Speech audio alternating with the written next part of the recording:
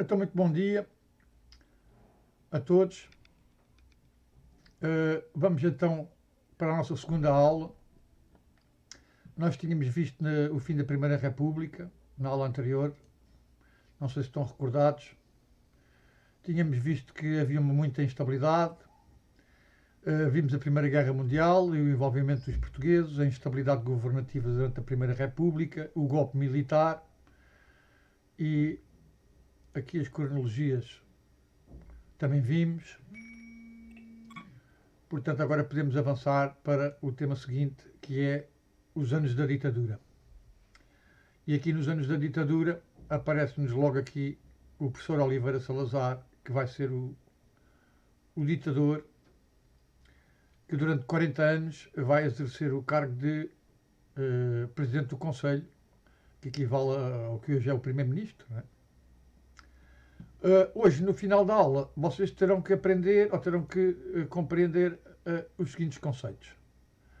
Identificar Salazar como o chefe do Estado Novo, caracterizar o Estado Novo, dizer como é que ele é, caracterizar uma pessoa, já sabem que eu já vos expliquei, caracterizar, dizer como é que é, se caracterizar o professor Henrique tem o cabelo branco, fala muito depressa, usa óculos, é magrinho, portanto, as características do Estado Novo, não é?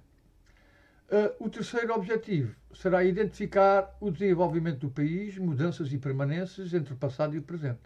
Portanto, para vocês compreenderem a diferença entre democracia, vivemos num Estado democrático e vivemos num Estado de ditadura. Vocês têm que compreender. Por isso é que é bom fazer sempre a transposição do tempo histórico que estamos a estudar para o presente e depois passar do presente para o tempo histórico, para vocês poderem fazer as comparações e fazerem a caracterização do que é o Estado Novo, que no fundo é uma ditadura, não é? O último objetivo é defender os valores, valores democráticos, né? Que foram fundados no 25 de Abril. E pronto, são estes os objetivos da aula. Vamos começar então aqui com um pequeno vídeo sobre Salazar.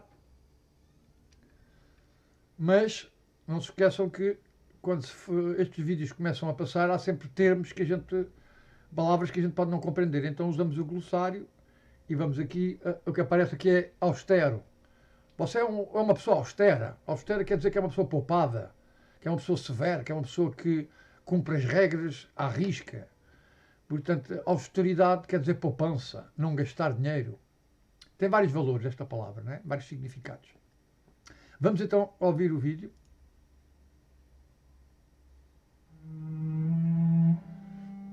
António de Oliveira Salazar, professor na Universidade de Coimbra, foi convidado para Ministro das Finanças em 1928, 2 anos depois de implantada a ditadura militar.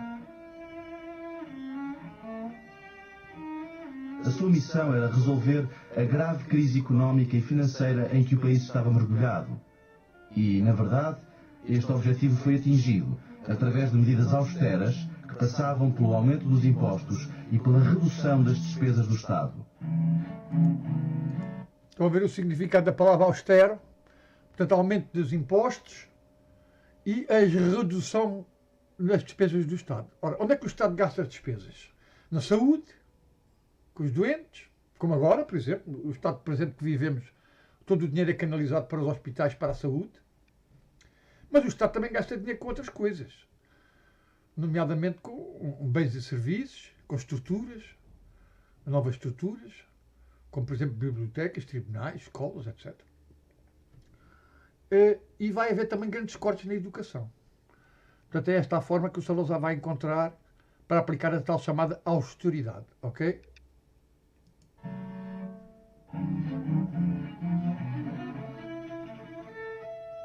A resolução da crise aumentou a popularidade e prestígio do então Ministro das Finanças, visto como o salvador da pátria.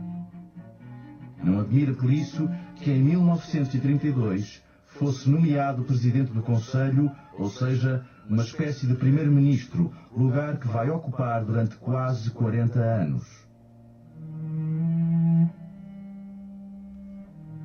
Ora, 40 anos, ora, eu penso que vocês já sabem que uma pessoa que fica no governo durante 40 anos não vive num regime democrático, porque um regime democrático pressupõe sempre eleições. E vocês sabem que durante a Primeira República houve vários presidentes, vários governos, houve até demais, não é? Houve até 45 governos. Portanto, nem tanto ao mar, nem tanto à terra, diria eu, não é? Aqui neste caso o Salazar vai se manter no governo durante 40 anos, isto é já um sinal da ditadura.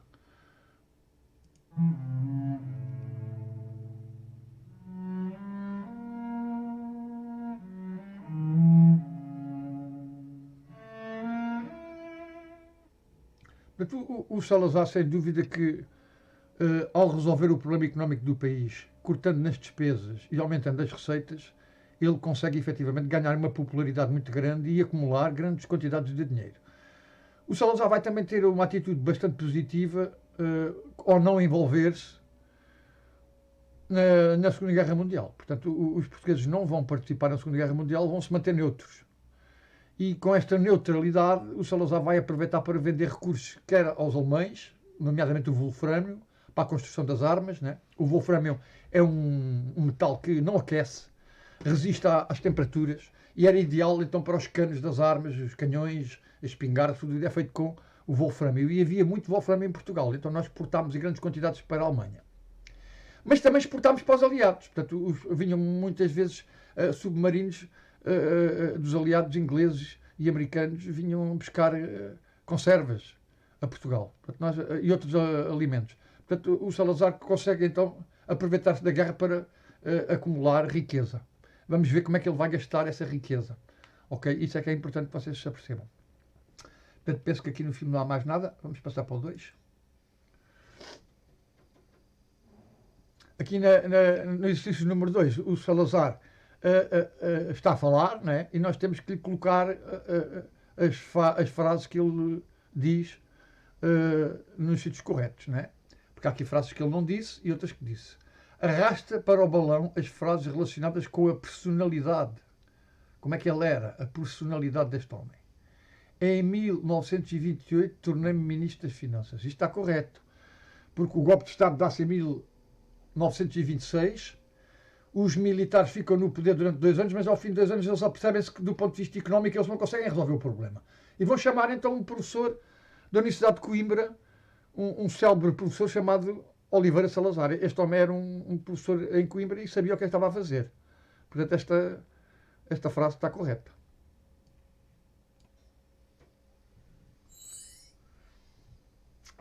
A segunda frase. O meu grande objetivo era resolver a crise financeira do país. Também está correto. Portanto, ele inicialmente é chamado para resolver o problema do dinheiro, da economia, das finanças. Portanto, ele é apenas o Ministro das Finanças, do dinheiro. No entanto, ele começa logo por exigir que todos os gastos dos vários ministérios têm que se passar por ele. Ou seja, só ele é que pode dar autorização para gastar o dinheiro. Ou seja, não havia gastos sem autorização de Salazar. Portanto, o meu grande objetivo era resolver a crise. Está certo. Em 1920 participei na Revolução Republicana. Ora, a Revolução Republicana não foi em 1920 e ele nem sequer participou. Portanto, foi em 1910. Não é? Portanto, esta não é. Todas as minhas decisões eram aprovadas pelo Parlamento. Este também não. Porque ele vai mudar, vai alterar completamente, enquanto na Primeira República eu ensinei-vos que o órgão mais importante era o Parlamento, porque o Parlamento é que elegia ou demitia o Presidente da República. Agora, aqui no regime ditatorial do Estado Novo, o Salazar vai alterar a Constituição e vai passar a dar poder, muito mais poder, não ao Parlamento, mas ao Governo, do qual ele era o chefe, não é? Ele é o chefe do Governo, passa a ser ele e o órgão que ele representa o mais importante. Portanto, esta também não é. O Parlamento não aprovava absolutamente nada. Tinha era que obedecer ao que ele dizia. Aumentei os impostos e reduzi as despesas dos serviços do Estado. As despesas com a saúde, com a educação, com as coisas básicas. Portanto, nessa altura havia muita miséria e ele pouco se importou. Ele tinha o objetivo de recuperar a economia. E aplicou as medidas sem dó nem piedade, digamos assim. Portanto, esta resposta também está certa. Fui eleito Primeiro-Ministro de Portugal por eleições livres e democráticas. Ora, isto nunca aconteceu durante o Estado Novo. Portanto, nunca houve eleições livres nem democráticas. Portanto, esta frase não entra, só pode entrar esta que é que sobra aqui. Portanto, em 1932, tornei-me o Presidente do Conselho, ou seja, chefe do Governo, pois tinha sido o salvador da pátria. Ele tinha salva a pátria através das medidas austeras que aplicou, recuperando a economia, cortando nas despesas, aumentando as exportações, diminuindo as importações. Eu até vos fiz no quadro, na aula, as duas balanças comerciais, a balança positiva, em que ele consegue pôr as exportações muito mais pesadas, com muito mais valor do que as importações, e depois, ao contrário, a balança contrária, que era a balança que ele encontrou quando chegou ao governo, ou seja, uma balança onde as importações tinham um grande peso e as exportações estavam cá em cima porque praticamente não exportávamos nada. E pronto. Desculpem. Penso que este exercício está resolvido também. Vamos passar ao 3. A formação do Estado Novo. A partir do momento em que Salazar se tornou Presidente do Conselho ou chefe do Governo, 1932, aqui começa o Estado Novo, importantes mudanças ocorreram em Portugal, explora a imagem. Observa o cartaz, responde à questão, clicando na opção mais acertada para o país. Quereis a desordem e a indisciplina? Pergunta aqui o Salazar, neste cartaz de propaganda que ele espalhou por todo Portugal. A desordem e a indisciplina não são pouco produtivas. Revê a tua opção. Portanto, está errado. Ou a disciplina e a ordem. Aqui vai dar certo. Só com ordem e disciplina é possível progredir. Contudo, não se deve esquecer que este é um cartaz de propaganda política, pelo qual se pretendia convencer os portugueses a votar na nova Constituição. E assim aconteceu. A Constituição de 1933 instaurou em Portugal um novo regime, designado por Estado Novo. Na Constituição estão os princípios do Estado Novo. Por exemplo, continuavam a existir 4 órgãos de soberania. Todavia, a Assembleia Nacional perdeu poderes, que se concentraram no chefe do governo. Ora, tal como eu vos tinha dito, portanto, o chefe do governo vai chamar a si, digamos que, as decisões mais importantes do país, e o Parlamento perde importância porque, como vocês sabem, na Primeira República tudo se decidia no Parlamento, eram os deputados através das eleições e dos votos que aprovavam ou não as leis. Aqui neste caso não. Ele controla o Parlamento e a partir de 1933 chamamos esta ditadura, já não chamamos ditadura militar, mas sim Estado Novo. Quem era o chefe do Estado Novo? Salazar, o general Gomes da Costa ou o general Carmona? Nas eleições para a Assembleia Nacional, apenas concorria a União Nacional, o único partido político autorizado e que apoiava o governo. Ora, Outros partidos políticos, sindicatos, greves e muitas manifestações culturais eram proibidas e reprimidas pela polícia. portanto, durante o Estado... Um cidadão deve informar-se antes de votar e não se deve orientar apenas pela propaganda política. Posso falar agora? Obrigado. Efetivamente, o Salazar usou muito a propaganda política e vejam aqui neste cartaz, ele coloca logo as coisas em pratos limpos. Querem a desordem e a indisciplina? Vê-se aqui então o quê? Pessoas mortas, uma criança morta, pessoas com armas, aos tiros. Ou querem a disciplina e a ordem? Só com ordem e disciplina é possível progredir. Contudo, não se deve esquecer que este é um cartaz de propaganda política, pelo qual se pretendia convencer os portugueses a votar na nova Constituição. E assim aconteceu. A Constituição de 1933 instaurou em Portugal um novo regime, designado por Estado Novo. Na Constituição estão os princípios do Estado Novo. Por exemplo, continuavam a existir 4 órgãos de soberania. Todavia, a Assembleia Nacional perdeu poderes, que se concentraram no chefe do governo. Ok? Efetivamente, o Salazar vai agora, quando esta Constituição é aprovada... Aliás, estas eleições foi uma vergonha, não é? Segundo os historiadores e as pessoas que se dedicam à pesquisa histórica, durante estas eleições até os mortos votaram. Quer dizer, as batotas e as falsificações nas urnas foram tais que, efetivamente, os resultados só podiam ser mesmo que a Constituição fosse aprovada. Uma vez aprovada a Constituição, o Salazar começou a pôr em marcha uma série de órgãos repressivos que vão ser explicados mais à frente e, como vocês vão ver, que vão ser limitadores da liberdade, nomeadamente das manifestações, das greves. Portanto, as pessoas não se podem juntar nas ruas em grupos, eram logo presas.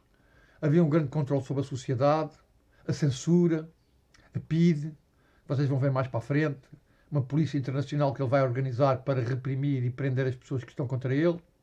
Mas aqui começa a fase negativa do Salazar. Não é? Temos a primeira fase em que ele recupera a economia e dá algum prestígio a Portugal, uma vez que nós estávamos endividados com o estrangeiro, era uma coisa brutal, devíamos dinheiro à Inglaterra, à França, a todos os países.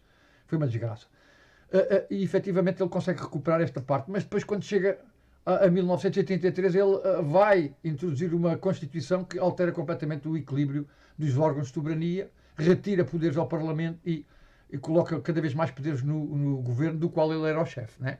Eu já respondi aqui a esta, vou clicar para ser rápido. Nas eleições para a Assembleia Nacional, apenas concorria a União Nacional, o único partido político autorizado e que apoiava o governo.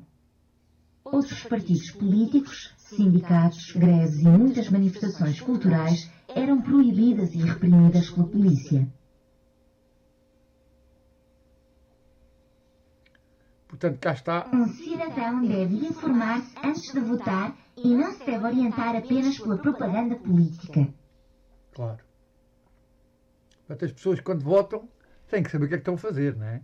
Não podem votar em partidos com os quais não se identificam. Porque, reparem, uma coisa é eu ser do Benfica, ou do Sporting, ou do Porto, e vou ser do Benfica, ou do Porto, ou do Sporting para toda a vida.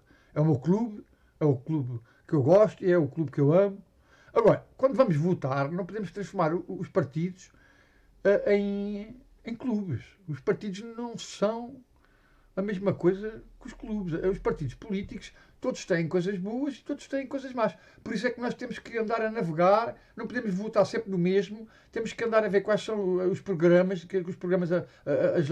as medidas que os partidos apresentam para ver se nos convém ou não. Porque, como eu vos disse, todos os partidos têm coisas boas e coisas más. E, efetivamente, a capacidade de nós podermos votar num partido e depois votar noutro se não estamos satisfeitos, é isso que é democracia. A democracia não é votar sempre no mesmo. Só porque eu tenho uma bandeira do PS e votei no PS guardadinha atrás da porta, não quer dizer que nas próximas eleições eu vá votar outra vez no PS ou no PSD. Portanto, os portugueses têm cometido este erro desde o 25 de Abril. Só há dois partidos que governam em Portugal, se vocês virem bem, o PSD e o PS. Porque os outros partidos não conseguem obter votos para chegar a maiorias. Portanto, aqui convém vocês a perceberem que, efetivamente, a democracia não é bem a mesma coisa que os clubes de futebol. A gente aqui não temos que estar presos a partidos. A gente tem que ver as ideias que eles apresentam e as medidas. E se essas ideias estiverem de acordo com aquilo que eu penso, com a minha consciência, eu voto. Seja em PCP, seja em que partido for. Isso não me interessa o nome do partido. Interessa-me as medidas que eles tomam e se, efetivamente, estão ou não a favorecer a minha vida pessoal ou da minha comunidade. Okay? É importante nós compararmos. Aqui no Estado Novo não havia nada disso. Portanto, as pessoas. Para já as eleições foram falsificadas, logo a primeira. E depois vejam, reparam uma coisa. Isto é ridículo, não é? É ridículo neste aspecto. Imaginem um campeonato de futebol onde só havia o Benfica ou o Sporting. Só havia um clube. Quem é que ganhava? Pergunto eu. Esse campeonato. Ganhava sempre o mesmo. Quer dizer, aqui só havia a União Nacional, era o único partido que era permitido em Portugal, era o partido do Salazar, chamava-se União Nacional. E quem quisesse fazer política tinha que se inscrever neste partido. Ora, quem ganhava os partidos, as eleições, era a União Nacional, era o partido do Salazar. Por isso é que eu disse que isto era uma vergonha. Qualquer aluno com 10 ou 11 anos consegue logo perceber-se que um campeonato com uma equipa não pode ser um campeonato, porque não tem mais ninguém para jogar. Bom, vamos passar ao exercício 4.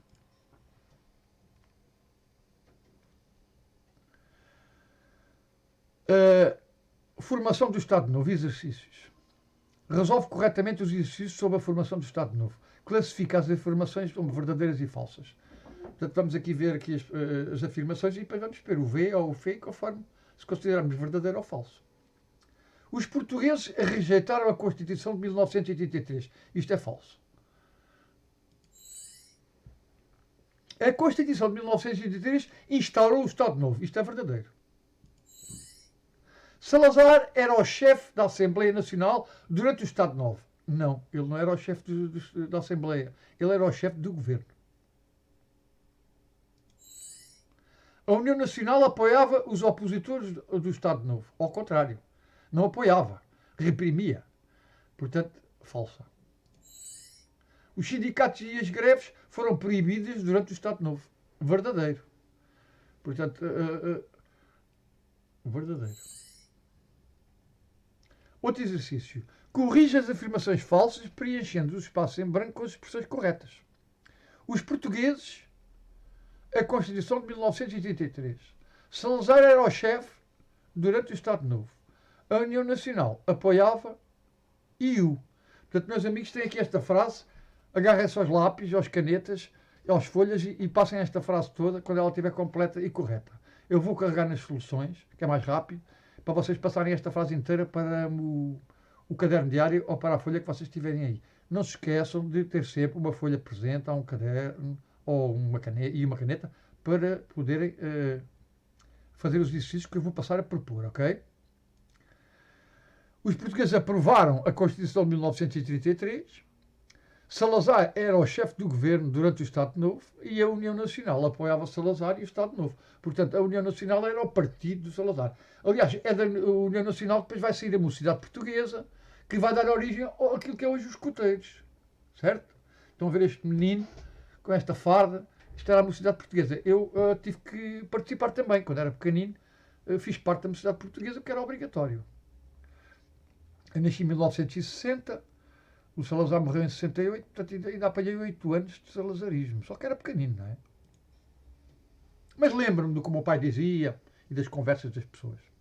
Ora, aqui o tema é o desenvolvimento do país. A política de desenvolvimento do Estado Novo para o país teve como objetivo o seu enriquecimento.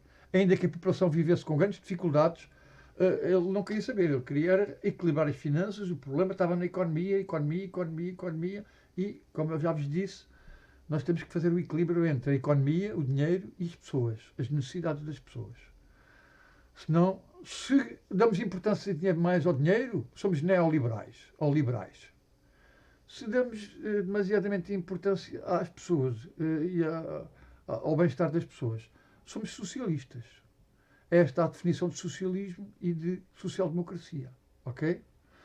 Mas pronto, isto é um bocado mais complicado para vocês. Vamos ouvir aqui, agora o que interessa, que é este pequeno vídeo. Com o aumento de impostos e a diminuição de despesas com educação, saúde e assistência social, o Estado conseguiu acumular grandes reservas de dinheiro. Deste modo, não precisava de pedir empréstimos a países estrangeiros. Durante a Segunda Guerra Mundial, Portugal exportou wolfrâmio e produtos agrícolas para os países envolvidos no conflito. Este grande aumento das exportações também contribuiu para o enriquecimento do país. O dinheiro acumulado no Banco de Portugal foi investido num conjunto de obras públicas, tais como hospitais, barragens, estradas, pontes, escolas primárias e liceus e outros edifícios públicos. Estão a ver? Onde é que o Salazar vai gastar agora o dinheiro que conseguiu acumular durante estes anos que esteve no governo? Ora, ele vai gastar em obras públicas, hospitais. Portanto, o Hospital São João no Porto foi mandado fazer por ele. Vai fazer também a ponte Salazar, que agora hoje se chama Ponte 25 de Abril. Vai fazer inúmeros portos de mar, barragens, que não aparece aqui, mas efetivamente o dinheiro vai ser gasto na modernização do país, mas também na repressão, como eu já vos disse, na organização de uma polícia internacional e uma rede de informadores espalhadas por todo o país que o informavam sempre que alguém falasse mal dele ou que estivesse contra as ideias de Salazar. As indústrias têxteis, siderúrgicas e de conservas do Porto, Lisboa e Setúbal também registaram um crescimento considerável. O turismo foi outro setor económico que cresceu, fruto de campanhas de promoção das tradições portuguesas no estrangeiro.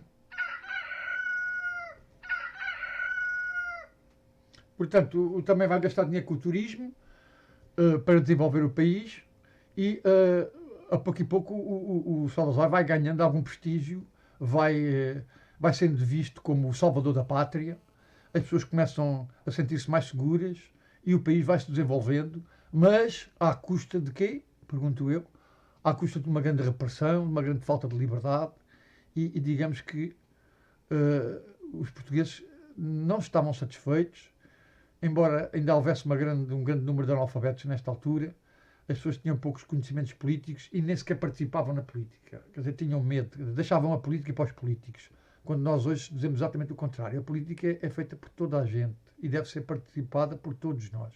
Ninguém deve dizer que a política é para os políticos, porque isto está extremamente errado. Os políticos somos nós.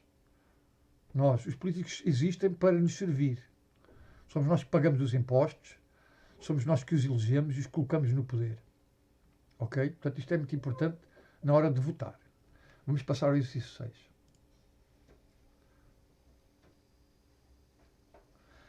Desenvolvimento do país, outro exercício. Assinala os erros do texto. Portugal era um país com muitas reservas de ouro no Banco de França. No Banco de França.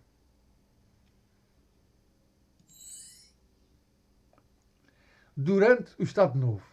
Muita desta riqueza foi investida na construção de obras públicas, escolas, hospitais, vias de comunicação, etc.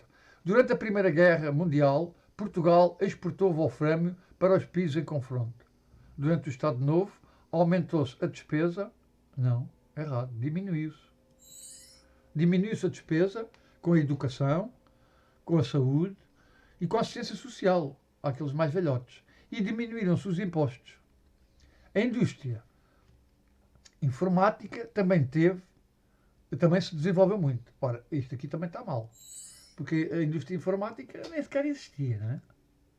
A informática é uma coisa já do século XX. Mas século XX, finais do século XX, não é? Nós aqui temos do princípio. Do século XX. Ora, penso que este exercício está feito. Vamos aqui para o 7º. A propaganda do Estado Novo. Para manter o apoio da população, o Estado Novo organizou um sistema de propaganda ou publicidade do regime. Observa a animação. Vamos ver então a animação de como é que o Salazar mentalizava as pessoas para que aceitassem as leis dele, por mais repressoras que fossem, por mais limitadoras que fossem, as ideias de Salazar tinham que ser respeitadas. Ele até diz uma frase que, por mais que se reclame, por mais que se estude, deve-se obedecer sempre àquilo que eu digo. Ele disse isto, por outras palavras, mas disse isto logo quando tomou posse. Vamos ouvir então a animação, se faz favor, com atenção. Olá, como foi o teu primeiro dia de aulas? Foi muito bom. Recebemos o livro de leitura. A professora disse que foi o Dr. Salazar que nos deu. Pois é, o Dr. Salazar é muito bom. Eu também recebi a farda da Mocidade Portuguesa. Mocidade Portuguesa? O que é isso? É uma instituição que todos os jovens entre os 7 e os 14 anos devem frequentar. E o que fazem lá? Aprendemos canções, fazemos exercícios físicos e percebemos como devemos respeitar e obedecer ao Dr. Salazar por tudo de bom que ele faz por Portugal. Oi? Ora, realmente, o que estava a ser preparado aqui estavam a preparar os jovens para a guerra, não é? Em África. É este o meu entendimento. E é isso sempre que eu digo aos meus alunos. Esta militarização dos jovens, esta aprendizagem dos jovens em saber usar armas, em saber obedecer às hierarquias. Isto é uma preparação militar, quer dizer, para o que vai acontecer a seguir, não é? E ele sabia que a situação em África já não estava, o Salazar sabia que a situação em África já não estava lá muito boa, já tinha havido movimentos de libertação, de revoltas, de assassinatos aos portugueses que lá viviam em África. As populações africanas queriam independência, queriam ser elas a mandar nos seus próprios países. O Salazar achava que não, que a África era nossa, que fomos nós que a descobrimos, e a partir daqui vocês conseguem compreender melhor toda esta mentalização que era feita aos jovens, não é? Os livros da escola só diziam bem do Salazar, para as pessoas e as crianças ficarem mentalizadas desde o princípio que o Salazar era o pai de todos nós. Faz lembrar um bocado a Coreia do Norte, não é? Que quando aparece o líder, as pessoas começam a chorar e ficam todas histéricas e tal, como se ele fosse quase um deus. E depois aqui esta coisa da mocidade portuguesa, estas fardas militares, isto era já uma preparação. Aprendiam a marchar, eu lembro que aprender a marchar, aprender a fazer o sinal de obediência, a continência, exercícios físicos de manhã,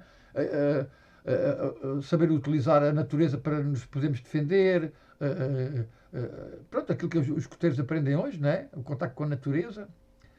Isso era já uma forma de preparação. Vamos ouvir o resto do vídeo. Hoje, a professora também nos leu um texto muito interessante sobre o Estado Novo. Dizia que o Estado Novo construiu muitas escolas e equipou-as com mapas, carteiras e livros para todos os meninos e meninas poderem estudar. Então, eu também posso ir para a Mocidade Portuguesa? Quando fizer 7 anos. Então é já para o próximo mês. E eu hei de ir para a Legião Portuguesa, uma organização em que já se faz preparação militar para defender Salazar e o Estado Novo. Ora, cá está. Da Mocidade Portuguesa passavas para a Legião Portuguesa. Isto aqui já andavas com armas, preparavas-te para a guerra. Portanto, isto aqui, o Salazar começa já a mentalizar os jovens do nosso país que efetivamente alguma coisa se vai passar e que nós temos que estar preparados, ok? Era através da Legião e da Mocidade Portuguesa, dos manuais escolares da rádio e da televisão, que o Estado Novo fazia propaganda das suas ações, procurando ganhar o apoio da maioria dos portugueses. Desde crianças que os portugueses aprendiam a obedecer a Salazar. Ora, cá está. A obediência nos regimes de ditaduras são sempre... Portanto, a obediência é um fator muito importante. Qualquer pessoa que desobedeça ao líder ou às hierarquias era logo severamente punido ou castigado.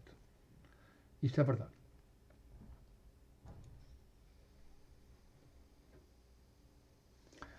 A propaganda do Estado Novo continua.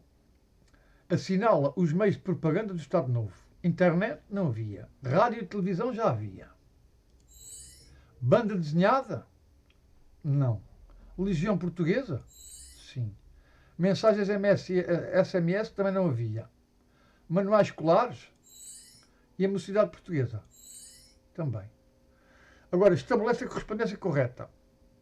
Já agora vou ver a banda desenhada. Vou carregar só para ver, não é? A gente já sabe que não é, mas vamos carregar aqui na banda desenhada. Pode ser que eu tenha me enganado, mas penso que não.